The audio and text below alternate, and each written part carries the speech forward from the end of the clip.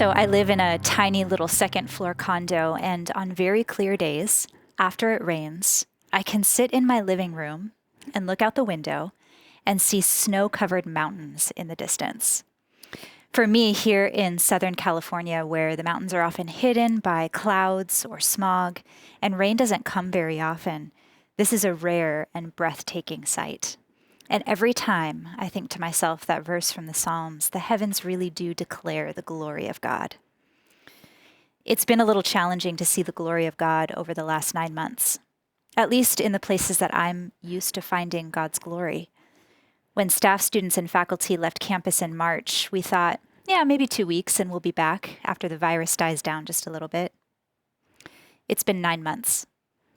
And it's been 9 months that have been filled with so very much disappointment and grief and sorrow, division, uncertainty, unknown, anger, frustration, and perhaps most of all, waiting. We've waited for a lot during this season.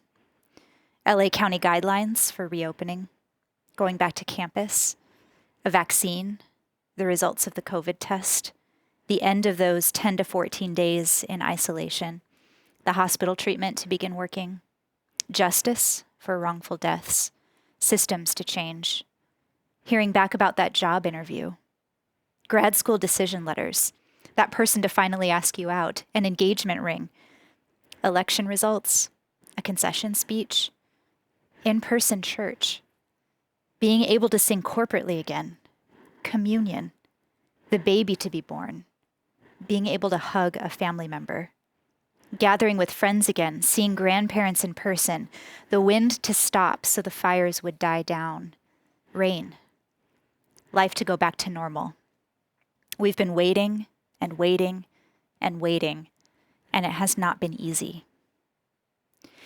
It turns out that waiting is actually an integral part of the story of God's people. Scriptures are full of people who waited. Abraham and Sarah waited decades for their promised son. Jacob waited 14 years to marry Rachel. Hannah waited years for a son. Joseph waited years to be reconciled with his brothers. The Israelites waited in Egyptian captivity for 430 years.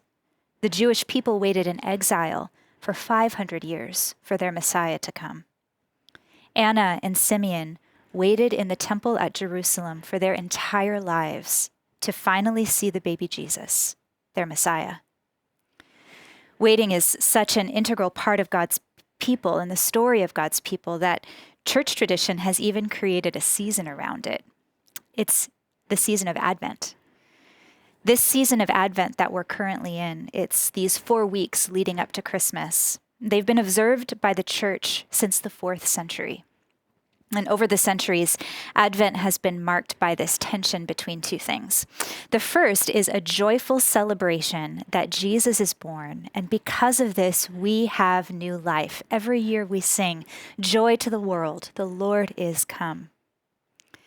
But the second thing that brings a pretty important tension to that joy is an expectant longing and waiting and hoping for the glory of God to finally break through our brokenness and bring full restoration and healing at Jesus' second coming. In Advent, many of us also sing, "Come, thou long-expected Jesus, born to set thy people free. From our fears and sins, release us. Let us find our rest in thee." The very fact of our faith in Jesus, the reality that we're Christ followers, brings with it a deeply acute sense of waiting. Because our trust in the sovereign God of the universe tells us that things are not the way they should be, that someday all things will be healed, reconciled, and made right. Someday justice will come. Someday God's full glory will be revealed. Paul writes about this longing for God's glory in Romans 8, which Camille read for us. And here's part of what he says. "For the creation waits in eager longing for the children of God to be revealed. For the creation was subjected to frustration, not by its own choice, but by the will of the one who subjected it, in hope that creation itself will be set free from its bondage to decay and brought into the freedom and the glory of the children of God. We know that the whole creation has been groaning, as in the pains of childbirth, right up to this present time. And not only creation, but we ourselves, who have the first fruits of the Spirit, groan inwardly as we wait eagerly for our adoption as his children, the redemption of our bodies. We're not the only ones who are waiting. Paul writes that all of creation waits for the glory of God to banish the decay of sin at Jesus' second coming and for God's glory to be manifest in God's children. But I can't help but wonder, God, what are you doing? What are you doing in all of our waiting, both now in this present season, but also as we wait for your glory to be fully revealed in and around and through us at your return? Well, a few verses later, Paul writes, and we know that in all things God works for the good of those who love him, who have been called according to his purpose. Good? What good could God possibly be working in this difficult time? In this season of waiting, we have been faced with our limitations and brokenness in unprecedented ways. We can't get a vaccine out fast enough to save the lives that have already been lost in the pandemic. In the absence of our usual diversions, because so much has been closed, larger groups of society saw George Floyd's death and noticed, some for the first time and some anew, years of injustice. Division in this election season has been absolutely heartbreaking, and all the more so because of the ways that it has appeared in the church. And for some of us, this season has brought a deeper sense of personal anxiety and depression and heartache than ever before. So God, what good could you possibly be working in this difficult time, where our hearts and minds have been more attuned to the sin and brokenness of ourselves and this world? Well, I think in this passage there are two invitations from God for us during this time of Advent and also just this larger season of waiting. First, it's an invitation to know more deeply that we're not alone. And second, I think I see in here an invitation to hope. First, the invitation to remember that we're not alone. Sometimes, Paul writes, things are so hard that we don't even know how to pray. We don't know what to say to God, and it may be even difficult to sense that he is present as we're waiting. But Paul writes, the Spirit helps us in our weakness. We do not know what we ought to pray for, but the Spirit himself intercedes for us through wordless groans. I really like how Eugene Peterson puts this in the Message, because he captures our experience of waiting alongside Paul's words so well. And here's what Peterson has to say. Meanwhile, the moment we get tired in the waiting, God's Spirit is right alongside, helping us along. If we don't know how or what to pray, it doesn't matter. The Spirit does our praying in us and for us, making prayer out of our wordless sighs, our aching groans. The Spirit knows us far better than we know ourselves and keeps us present before God. I don't know about you, but there have been many days in the last 9 months where I have simply been tired in the waiting, where I've been too overwhelmed or uncertain to even know what to pray. But here's what Paul says. When we are tired and overwhelmed and don't even know what to pray, the Spirit takes over, and the Spirit keeps us present with God. We're not alone. When it gets too overwhelming, we don't even need to try to enter into God's presence, because the Spirit is keeping us there, present with and before God. The first invitation for us right now is just to remember that we're not alone. But the second invitation is to hope. In case we're unclear about how hard this whole waiting for Jesus to return is, Paul uses that word groan 3 times in this passage. Creation groans in verse 22, we groan in verse 23, and the Spirit groans with us and on our behalf before the Father in verse 26. And alongside all of this waiting and groaning, Paul writes of hope. Paul uses a really beautiful metaphor to talk about hope. And Eugene Peterson again helps make this metaphor clear as he picks up on the metaphor for creation as a pregnant woman, growing a child in her belly and groaning in the pains of childbirth. But it's not just pain that she's groaning from. Her groans come as she's eagerly awaiting the arrival of this new little life, for the time when she will finally meet the little soul that has formed in her belly. Peterson explains that as we wait and groan in hopeful expectation, that our souls are enlarged in the waiting. He writes, the longer we wait, the larger we become, and the more joyful our expectancy. The longer we wait, the larger we become, and the more joyful our expectancy. The groaning of waiting goes right alongside hope. And Paul mentions two things that we're hoping for. First, that Jesus will indeed return and make all things new. And second, that God is working something good in the midst of the challenge and the waiting. God is enlarging us for hope. Now, what that good is might be different for each of us, but for all of us, that good has something to do with shaping and forming us to be more like Jesus. That good has to do with addressing our sin and our sorrow and our shame and bringing us into a deeper healing that makes us more like Christ. As I reflect on the last 9 months and consider the ways the Lord has been making me maybe a little bit more like him, I'm aware of a couple of things. First, learning to survive hours of Zoom every day has taught me to more often look for the mountains outside of my window, to admire a tree, to check out the plants on my patio.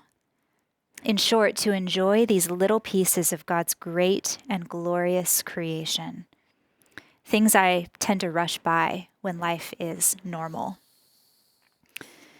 Second, I've been really frustrated with how little I feel like I can accomplish in a given day as my mind and my body and my emotions process stress after stress that we've navigated. And in this, I'm reminded about how much value I place on what I do rather than who I am. And I've had to practice giving myself permission to not be so hard on myself and to remind myself of God's never-ending, unconditional love that has nothing to do with my accomplishments. And finally, like many of us, I've been ever more aware of our collective brokenness and sin as I've taken in this last year or so of national and global events. I'm not able to hide from the brokenness of the world. That's pretty much built into our systems and structures, and that governments actually can't solve. And in not knowing what or how to pray over the complexities of these things, I've more often been prompted to pray the way Jesus taught us, thy kingdom come. And really to ask, Lord God, what does your kingdom look like in the midst of our sorrows? So I do think in these small but profound ways, God is working good in me as I wait. But how about you? As you look back over the last 9 months, what has your experience been? What have you become more aware of in all of this waiting? What good might God be working in you? Now, sometimes the good that God is working in us is really unclear, and it can be really helpful to find somebody that you trust to talk with and to pray over these things. I'm pretty convinced we're not supposed to discern these things on our own. In these 4 weeks before Christmas, in this Advent season, perhaps the Lord is inviting us in this time of waiting to pause and consider what God might be doing. As I sit in my living room chair and look out the window, hoping to catch a glimpse of God's glory in those rarely seen snow-covered mountains, I want to remember what Paul says here. In the waiting, there is room for the longing and the disappointment and the sorrow and even the frustration and impatience that comes with waiting for things that matter most. And in the midst of the waiting, we can also have hope. First, that we're not alone. The Spirit groans with us when we don't even know what to pray. And second, we can have hope that God is working His good in us during this time, even when His glory feels hidden from us. Amen. And now we get to go a little bit deeper with Lisa Igram. So Lisa, thanks so much for being here today. Thanks for having me, Camille. It's such a gift to hear from you, and I think this topic of waiting within the Advent season is especially relevant to us today. With that being said, the first thing I just want to ask is, what's something that you've waited for recently? Okay, so this is going to sound a little silly, but it's something I've wanted for a really long time. I mentioned I live in a little second floor condo. Well, I've wanted a dog for like 10 years, and I never got one because I don't have a yard, and it felt like it wasn't quite fair for the dog, right? But, quarantine, it provided the perfect opportunity to get a puppy. So I have a little Labradoodle puppy. Her name is Ruby, and I actually got her from a breeder that's connected to Biola. Logan McDonald is the son of the breeder, and so from their family farm, I picked up, she's 12 weeks old, and she's adorable. So she's been a lot of fun. But I had waited for a long time to have a puppy, so I'm really excited about it. That's so special. I think I remember you mentioning that, it's important to recognize that we're not alone. And I know a lot of people are feeling lonely today, and especially as we get closer to the holidays, that can kind of exaggerate that.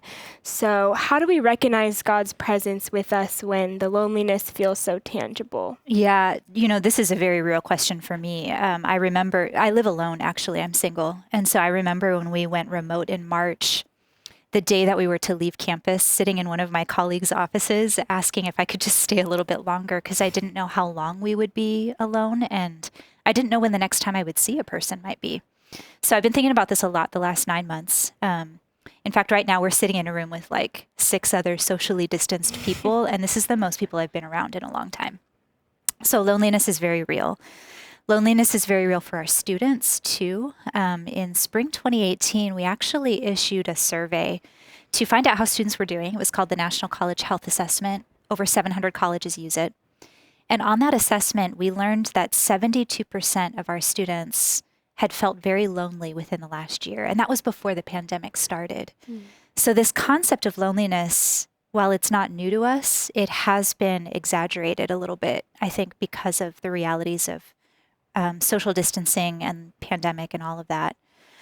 So there are a couple things I think that I've talked about with students, but also had to do for myself. The first thing is actually it takes time and intentionality to build relationships, all the more in this current season.